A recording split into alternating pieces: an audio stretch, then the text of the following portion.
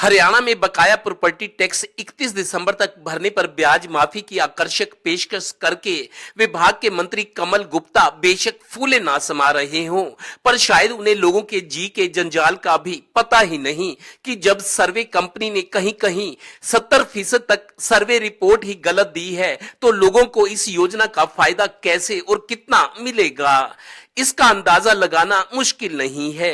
Property सर्वे में कहीं property मालिक का नाम गलत है, कहीं साइज गलत है, कहीं रिहायशी को कॉमर्शियल प्रॉपर्टी दिखाया गया है और कहीं तो एरिया कुछ दिखाया और कहीं गया है। प्रॉपर्टी टैक्स भरा तो बाद में जाएगा, पहले बिल ठीक कराने के लिए ही लोगों के जूते घिस रहे हैं और इन्हें ठीक कराने के लिए गांधी जी वाले नोट का सहारा लिया जा रहा है। लीजिए बीजेपी के एक निगम पार्षद का दर्द।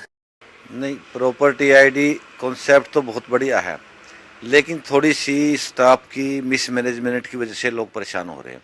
अगर कोई जिम्मेवारी के साथ काम करे और ठीक ठाक काम करे, इतना असंभव थोड़ी नहीं कि ठीक नहीं हो सकती।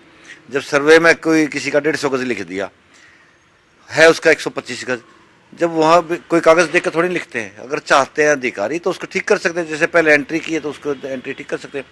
अधिकारी चाहें तो उनको राहत दे सकते हैं जनता को, लेकिन ये थोड़ा सा प्रोसेस को जानबूझ कर डिफिकल्ट बना दिया। इतना मुश्किल वो नहीं है, मैं समझता हूँ ये ठीक है, लेकिन अधिकारियों की वजह से इसमें दिक्कतें जनता को आ रही है।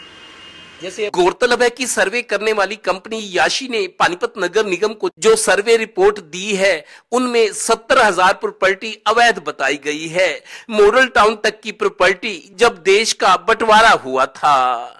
3 महीने में आपका हुआ है, वैसे आपको जानकारी कितने दिन में होना चाहिए था काम? मेरे हिसाब से 1 दिन से ज़्यादा काम नहीं है, 2 दिन से ज़्यादा काम नहीं है। आपके पास गई फाइल, उसके पास भी, इससे ज़्यादा काम नहीं है। अगर इनकी जगह मैं बैठा होता तो मैं 15 मिनट में काम करने की कैपेबिलिटी रखता हूँ। मैंने भी ऑफिस में काम करा हुआ है। 15 मिनट से ज़्यादा काम नहीं है।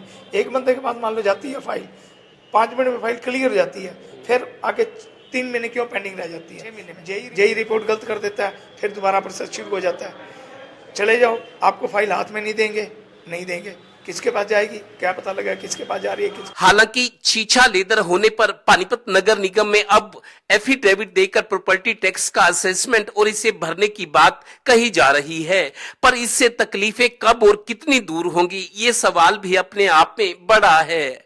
मंत्री जी जरा इधर भी गौर फरमाइए, यानी मर्ज बढ़ता ही गया ज्यों ज्यों दवा की हमने।